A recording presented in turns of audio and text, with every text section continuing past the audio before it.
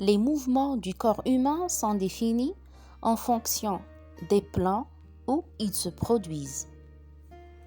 Généralement, on a 3 plans imaginaires perpendiculaires entre eux, à savoir le plan sagittal, le plan frontal et le plan transversal. Le plan frontal est un plan vertical qui divise le corps en 2 parties, une antérieure et l'autre postérieure. Dans le plan frontal, on effectue les mouvements d'abduction et d'adduction. L'abduction, c'est le mouvement qui tend à éloigner le membre ou bien un segment du membre de l'axe du corps, et l'adduction, c'est le mouvement qui tend à rapprocher soit le membre ou le segment du membre de l'axe du corps. Alors toujours dans le plan frontal, on peut effectuer les mouvements d'inclinaison droite et gauche du tronc, appelés également les flexions latérales, et aussi les mouvements d'inversion et d'éversion du pied,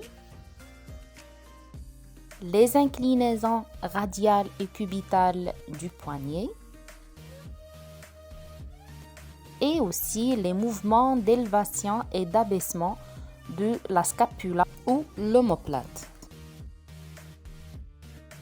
Le deuxième plan, c'est le plan sagittal, qui est un plan antéro-postérieur qui divise le corps en 2 parties symétriques, l'une droite et l'autre gauche. Dans ce plan, on peut effectuer les mouvements de flexion-extension.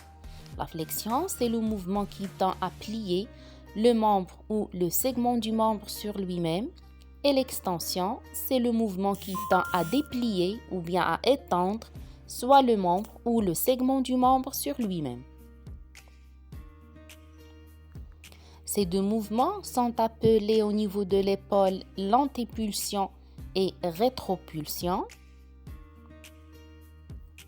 Au niveau du rachis, on parle d'une flexion antérieure ou simplement flexion-extension. Et au niveau du pied, on parle de flexion plantaire pour l'extension et flexion dorsale pour la flexion.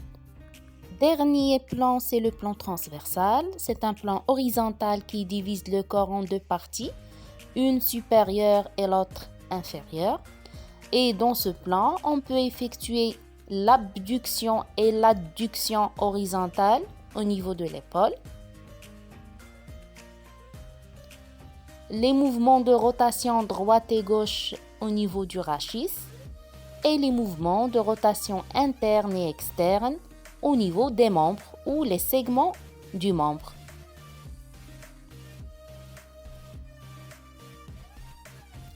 La pronation, supination, ce sont les mouvements de rotation qui se produisent au niveau de l'avant-bras et aussi au niveau du pied.